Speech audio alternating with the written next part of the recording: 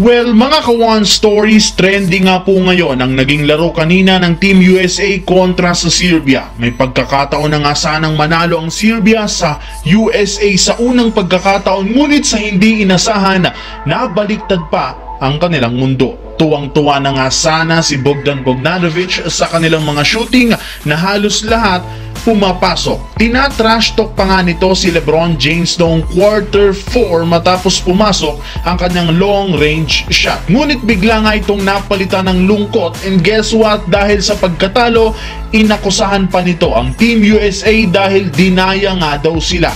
Tara't talakayin natin yan at pag-usapan ng balitang halos maiyak si Jason Tatum sa ginawa sa kanya ni Coach Steve Kerr. Pero bago yan, please don't forget to hit the notification bell at mag-subscribe sa aking channel. Ang video ng ito ay hatid sa inyo ng 1xBet. Suportahan at manalo sa inyong paboritong kupunan sa NBA, PBA at ngayong Paris Olympics. Maaaring makakuha up to 12,000 cash bonus sa inyong first deposit gamit ang aking promo code. Pag tama ang prediction mo, panalo ka. Pindutin lamang ang link sa comment section at mag-register gamit ang iyong GCash account para makapag-cash in at cash out. Isang paalala, tumaya mga ka-One Stories ng responsable.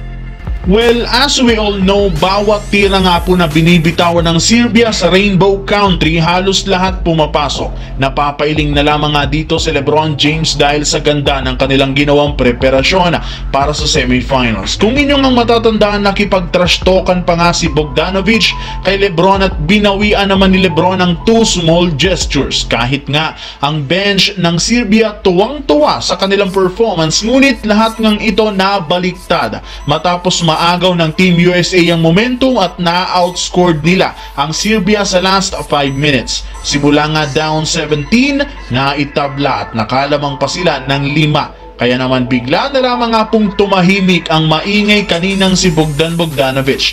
Ayon pa sa interview nito, ayaw naman nga niyang sabihin kung anong rason ng kanilang pagkatalo, basta't nakakasigurado siya na iba ang tawagan ngayon. Mas pabor nga daw ang mga referee sa Team USA sa last quarter, kaya madali nga silang nakambakan. Marami nga daw traveling at double dribble ang ginagawa ni na Stephen Curry at LeBron James. Kaya dyan palang nasabi niyang daya nga daw sila. Samantala, tungkol naman kay Jason Tatum. Well, kung inyong ang napansin, muli nabangko na naman ang superstar ng Boston Celtics. Kung inyong mapapansin, dalawa sila ni Tyrese Haliburton na parehong hindi nakakuha ng playing minutes. Pero kung iisipin natin, inaasahan na rin naman ito dahil sa lamya at patuloy na pag-struggle ni Tatum ngayon. Gaya ng dati, nag-init muli sa upuan si Tatum na kahit panalo sila, eto rin naman ang unang pumasok sa locker room. Hindi na nga nito hinintay pa ang kanyang mga teammates kahit nagsasaya pa. Dagdag pa dyan, may lumabas rin naman nga pong balita na nagalit daw at napikon nga talaga si Tatum sa USA at kay Coach Steve Kerr dahil sa ginawa ng pagbabangko dito. Kung inyo nga matatandaan mga ka-One Stories, ito na nga ang pangalawang beses na nabangko siya dahil sa 10-man rotation ni Coach Steve Kerr. Halos maiyak si Jason Tatum sa upuan habang naglalaro ang kanyang mga kakampi at binubuhat ang USA. Sa ngayon, masasabi natin